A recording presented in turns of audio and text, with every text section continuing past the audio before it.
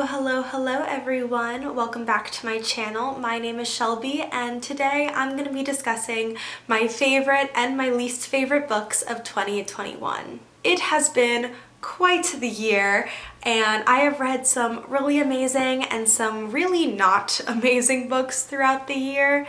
Most of all, I'm very happy I read mostly 3 to 5 star books, but we do have a few books in there that weren't as great, and I'm going to be talking about the best and the worst of them today. Be sure to let me know down below what were your favorite and least favorite books of the year. It's always something I'm very curious about. And we are going to get started. I have 5 least favorite books and 10 favorite books. So get some hot cocoa or get some kind of warm drink, snuggle in with a blanket, and let's begin. So we are going to start with my least favorite books of the year and then go to my favorite ones. These are kind of ranked from bad to worst. So the first book that I have on this list is Where Dreams Descend by Janella Angeles. I was really excited about this book. I saw that it was a kind of Phantom of the Opera retelling, or if you enjoyed Phantom of the Opera, then you will enjoy this, and I am a huge fan of Phantom of the Opera, both the book and the musical. So I was really excited to pick this up at the beginning of the year, but unfortunately, while the setting and the spectacle of it all was really interesting and cool, I wish that the author had spent more time developing the magic systems and the characters. The worst part of this for me definitely had to be the ending. I felt so confused by everything that was happening. I often had to repeat pages because I couldn't fully grasp what was happening on them, and there was just this swirl of magic and chaos that made no sense for me. And at the end of the book, instead of being shocked by the cliffhanger, I was just really kind of confused and not happy about it at all. I know the second book in this series came out earlier this year. I do not know if it is something that I will read.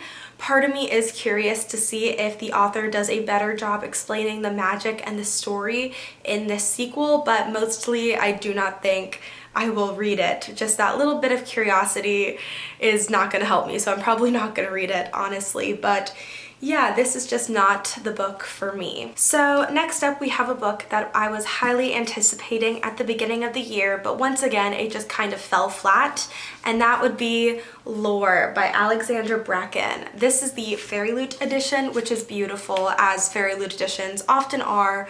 I have this like gorgeous like serpent spine. I mean, it's so beautiful, and I was so excited to get it in my box, but unfortunately this Greek retelling was not for me. I think generally it is very difficult to do a fantasy story in one book. It is just a lot of world building and magic and character development you have to fit in such a small amount of time, which is why I think standalone fantasy books rarely work out unless they are really well plotted. This I did not think was really well plotted, and as much as I loved the idea of all these different descendants of Greek gods battling it out in New York, I found, once again, the magic system very confusing. I thought that the characters had very little development from beginning to end, and I kind of got bored halfway through. I found it predictable and just not really worth my time. I honestly think this book could have been split into 2 books, and I think that if the author had chosen to do that and had more time to flesh out her characters and her story,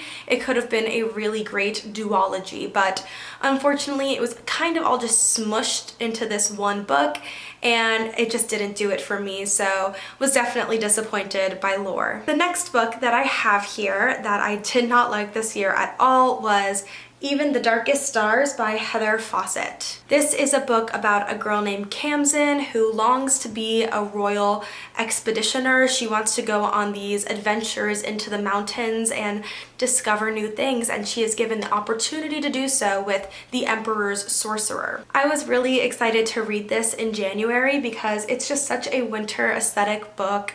It is set in snowy mountains and there are intrepid adventurers, but unfortunately this book did not do it for me at all. This book was definitely plot driven as opposed to character driven. they were so focused on the spectacle and the scenery and how beautiful everything looks in our minds that we didn't really get a lot of character development at all throughout the entire story, which is really disappointing because in a book like this where there is like heart-stopping adventures at every turn, like those kinds of experiences change people, and to have that do absolutely nothing to any of the characters was really disappointing. I was really excited to see how our main character Camden would grow through her experiences, but she didn't, which was very disappointing for me and definitely did not help my rating of this book. So I really wish that this author had taken more time to focus on the relationships and on the characters as opposed to the action and the spectacle of it all. So definitely did not enjoy this book for those reasons. The next book on my list I really did not enjoy, and that is Mr. Malcolm's List by Suzanne Elaine. I originally picked this up I think in February because it looked like a short, sweet Regency romance, perfect for February, for Valentine's Day, and boy was I disappointed. Overall, to me, this book was forgettable. I didn't love the main hero. He was conceited and judgmental. The entire premise of the book is that he has very specific qualifications of what he wants in a wife, and if they do not meet those qualifications, he dismisses them completely. So this girl is asked by her cousin or her friend to become the perfect woman for him, and then she ends up having feelings for him. And I think we're supposed to see this hero as kind of tortured and tormented, but really he just comes off like an asshole for having all these specific qualifications of what he wants in a woman, and he never kind of has that realization that the perfect woman doesn't exist. Our heroine in this story was really bland. She was like very stereotypical, like the innocent country woman who has come to the big city to find a husband, and it didn't hit well with me. I thought it was very short, so we didn't get to see a lot of their relationships build, and it just wasn't a great story overall. I think this book was trying too hard to be Pride and Prejudice that it missed out on being a really good and interesting Regency romance. So definitely do not recommend this book at all. The final book I have for my worst books of 2021, my least favorite book of the year, is Second First Impressions by Sally Thorne. I did not like this book. I feel like it's gonna be an unpopular opinion. I have not read any of Sally Thorne's other works. I think this is her most recent, and I'm definitely open to trying her in the future. This book just did not do it for me at all. Essentially, in this book, we follow Ruthie, who works at a retirement home, and she is forced to kind of take on this tattooed, muscled bad boy to work at this retirement home because his dad is the owner. I was really excited to read this book. I remember like in my book haul of this book, I was super excited by the premise. I thought it would be so interesting, but it ended up just being very bland. I felt like the middle of the book just dragged on. There's nothing that really happened except for the very beginning and the very end. Like I just feel like I was reading the same thing over and over again, and I lost interest so many times, and I wish I had DNF'd it. Like I honestly regret going to the end of this book because it put me in such a big slump afterwards. So I almost DNF'd it so many times, but I kept going because I thought maybe it'll get better, maybe the big thing will happen that will move the plot forward, but it never did. I found that the main character, Ruthie, was just very unrelatable, and I found the main hero of the story very cocky and arrogant. There was no action, there was no intrigue, there was nothing like kind of putting a strain on their relationship, nothing that drove the plot forward, and I think that's why it felt so long and boring to me. So I was just really unhappy with this romance book. I really disliked it. As I said, it put me in a huge slump for the year, and that is why it is my least favorite book of 2021. So now that we're done with all of that negativity, we are going to move on to the 10 books that I loved this year. Obviously, I loved way more than 10 books throughout the year.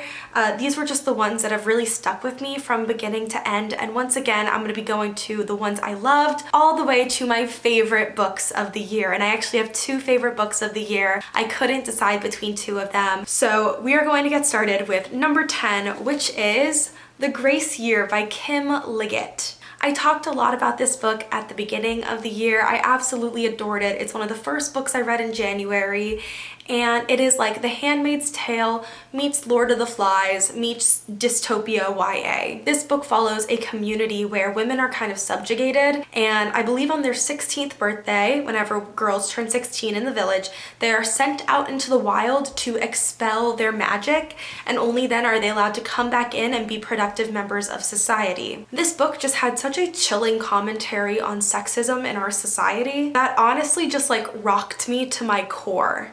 This book made me think and kind of made me examine our societal institutions that are in place today, and made me think that like this isn't impossible. Like, I do not see this book and what happens in this book being impossible, which was a kind of scary thought. The characters in this book were raw, unfiltered, and angry, and I love how Liggett kind of formatted the book by season because it really allowed us to see the characters' growth over time. I was really nervous to pick up this book because it is kind of categorized as a horror, but I'm so happy I did. If you're looking for a dystopian book that kind of chills you to your core but also makes you think, I highly recommend checking out The Grace Year. So next up we have number 9, which is The Prison Healer by Lynette Noni. This is definitely one of my favorite new fantasy series of the year. The Prison Healer follows a girl named Kiva, and she has lived in this death prison all her life, and she really isn't supposed to be there, but she was captured along with her father when she was a little girl, and she has kind of made herself invaluable to the prison by being its healer. So she is in charge whenever anyone comes from being sick from the manual labor they have to do, or if they're injured, and she's kind of very hardened from this experience. But one day they bring in this notorious rebel queen, and Kiva is kind of forced to heal her when she learns that the rebel queen has been sentenced to a trial by ordeal, which essentially means she'll face 4 different challenges, and if she completes the challenges, she gets to go free. Kiva knows that this rebel queen is in no way, shape, or form prepared to do this, so she takes her place, hoping that if she completes the challenges, she will earn her freedom. This was just such an exciting plot. It is something I had never really seen before in young adult fantasy, because I feel like today we're getting a lot of recycled plot lines from our fantasy, so it was really refreshing to see something like this. I loved Kiva's character. I loved the side characters. I liked that it was kind of dark and gritty, but also they have these just really beautiful moments of hope and light throughout the novel. And if you are looking for a new fantasy world to kind of just really immerse yourself into, I highly recommend it. The first 2 books in this series are out, with the 3rd one coming next year, which I am so excited about. I loved the 2nd book in this series as well, and if you're looking for something new, I just highly recommend and loved The Prison Healer. I've been talking so much I need a coffee break.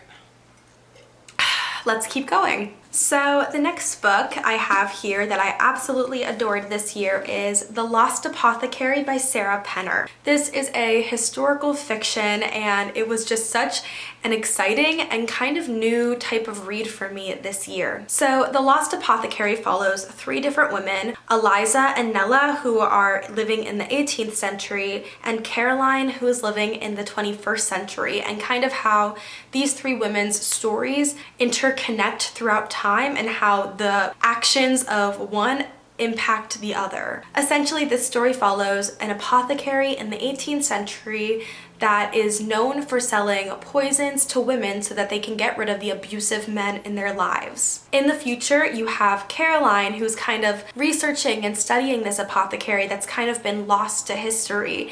And it's just so fun to watch these 3 women interact like over years and years apart. So if you are looking for an immersive girl power mystery kind of book that is just really interesting, I highly recommend checking out The Lost Apothecary. It's not that long, and yet it was just so powerful. I mean, this is the perfect example of a book that is short, but you really just get everything you need out of it. So I just absolutely loved The Lost Apothecary. The next book I have on this list is one I absolutely adored. It is a young adult romance, and it is 1500 Miles from the Sun by Johnny Garza Villa. 1500 Miles from the Sun is a poignant LGBT coming of age story that just tore my heart in 2. We follow Julian, who has been suffocating under the expectations of others, pushing down his true self his whole life. When one reckless moment results in him suddenly coming out to the people in his life, his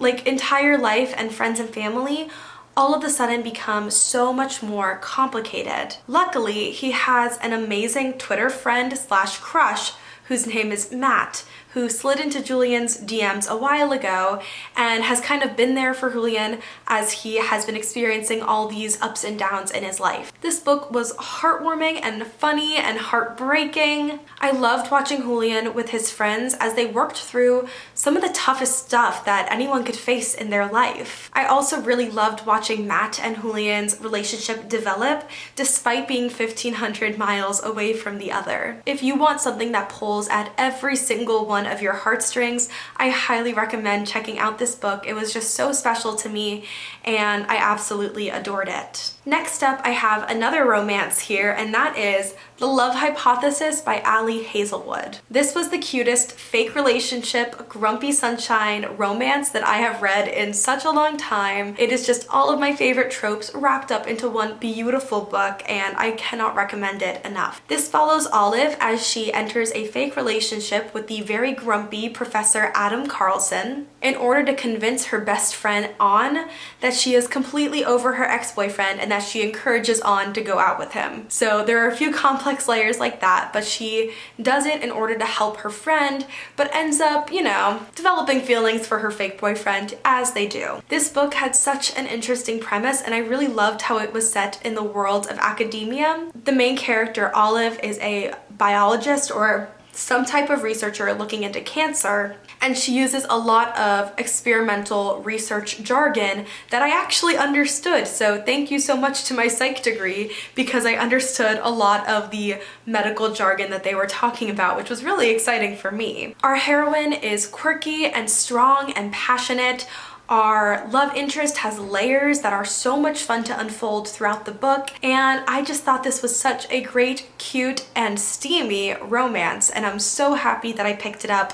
Definitely an amazing romance, highly recommend. We are halfway through with the best books list, I promise, just hang in there. The next book I have to share, recommend, shout my love of from the rooftops is Heartstopper by Alice Oseman.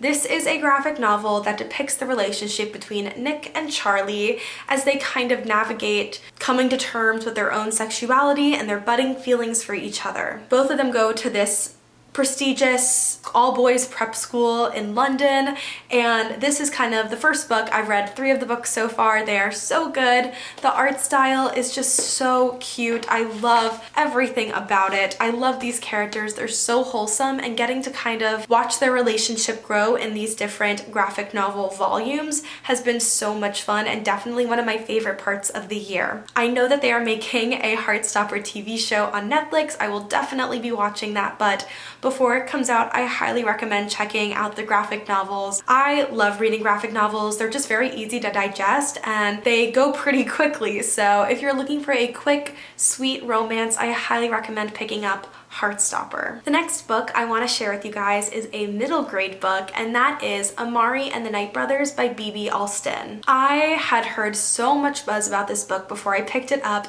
and I am so excited that I did. I did it for a video where I read the highest rated books on my TBR, so if you want to go check that out, I will leave it above. It was a really fun video, and this book definitely lived up to the hype for me. Amari and the Night Brothers follows Amari, whose brother has recently gone missing when she receives a mysterious letter from the Bureau of Supernatural Investigations offering her a summer internship where she can train to be a junior agent and kind of help control the things that go bump in the night in the supernatural world, and somehow her brother is involved with it. So she decides to join this program to find her brother, and she actually finds out that she is much more powerful than she originally thought. This book was essentially Harry Potter meets Men in Black, and I loved it.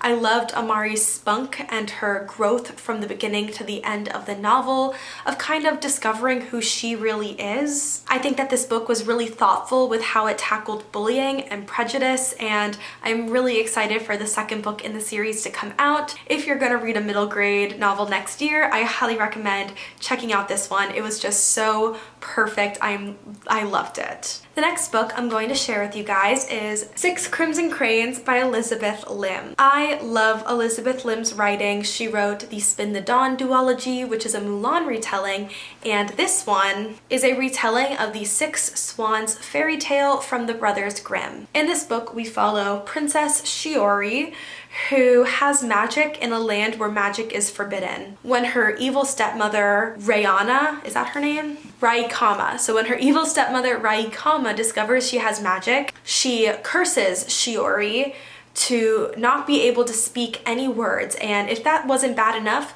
she also turns Shiori's 6 brothers into 6 cranes, and if Shiori says one word, one of her brothers will die. So Shiori is exiled and forced to find help in order to break the curse on her brothers, and so she enlists help from a dragon spirit and the prince she was formerly betrothed to. It was such a beautiful story. I buddy read this, I think in August, and I'm so happy that I did. It is just such a cute story with wonderful, fantastical elements. I love that it kind of connects to the Spin the Dawn series. You can look at this as kind of like a prequel to the series. It was just so great. The magic system was so interesting, and the ending of this book definitely left room for so many more adventures ahead. Elizabeth Lim just has this beautiful lyrical way of storytelling, and I think everyone should read this book. It was phenomenal. I adored it. Plus this edition from Fairy Loot is everything. Look, you got the 6 cranes on the side right there. But yeah, this book was so beautiful and so heartwarming and all about family and love between siblings, so I just adored it. Alright, so we are down to the final 2 books on this list. Yes, one of them is 2 and the other one is 1, but I loved these books equally. They are both honestly my favorite book of the year. I cannot decide between them. So I'm going to show you both of them now, and then I will tell you why I love them in a second. So first off is The Starless Sea by Erin Morgenstern, and the other one is A Court of Silver Flames by Sarah J. Maas. I mean, look at the size difference between these books. I think this is so funny. Like, one is just so much bigger than the other. Anyway, let's start with The Starless Sea because I think that this book was so interesting. It was just such an exploration of literary themes, and if you love books, you will love this book. I kind of think of it as just like an ode to storytelling. We follow this boy named Zachary Ezra Rollins as he discovers this mysterious and magical place called the Starless Sea, where all of these forgotten stories are kind of kept and protected by the people who live there, and there are people who want to kind of use the stories that are within this Starless Sea for evil, and Zachary wants to be one of the people to protect these stories. One thing I really liked about this book is that it was kind of out of order, and you got random stories throughout the book, and it took you maybe another 100 pages to figure out why that one scene that was shown earlier was relevant to the story much later. It was just this really fun puzzle to kind of figure out in my head. It was this beautiful woven collection of stories, and it's really hard for me to kind of give you a concrete explanation of the plot because it's just something you kind of have to read to find out. And I know that it's a very polarizing book. Some people do not enjoy it, but I think the people who love it really love it because they love stories and they love books, and they kind of know that the power in stories is just better than anything in the world. Actually, one of my favorite quotes from the year came from this book, and it is, "We are all made of stardust and stories," and I absolutely love that book. If I was ever going to get a tattoo, that would probably be it. But yeah, this book was just such a warm and cozy thing for me throughout the year, and I'm so happy that I read it. The other book that I absolutely adored and just will keep so close to my heart forever is A Court of Silver Flames by Sarah J. Maas.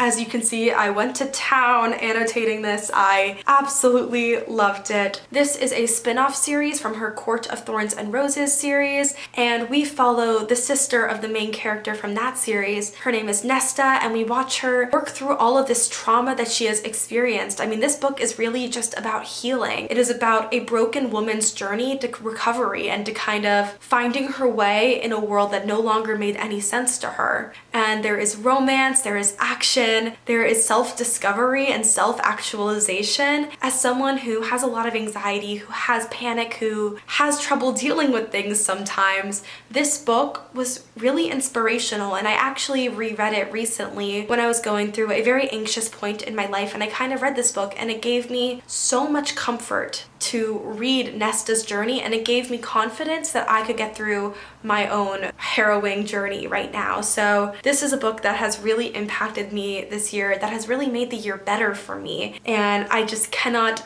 express fully how much everything in this book is absolutely amazing. So yeah, these were my favorite books of 2021. That was a lot of stuff, but I know I usually do this video in 2 parts, so thank you for bearing with me as I kind of mushed it all into one video. I hope you guys enjoyed it. I hope you will leave me down below your favorite and least favorite books of 2021. I am so excited to go into this new year of new books and new stories and new adventures, and I'm just so excited for everything that it will bring. So yeah, that is it. If you guys enjoyed this video, please don't forget to like, subscribe, and comment. Hit the notification bell to get updates on when I post. I post every single week, and I'll see you in my next video. Bye!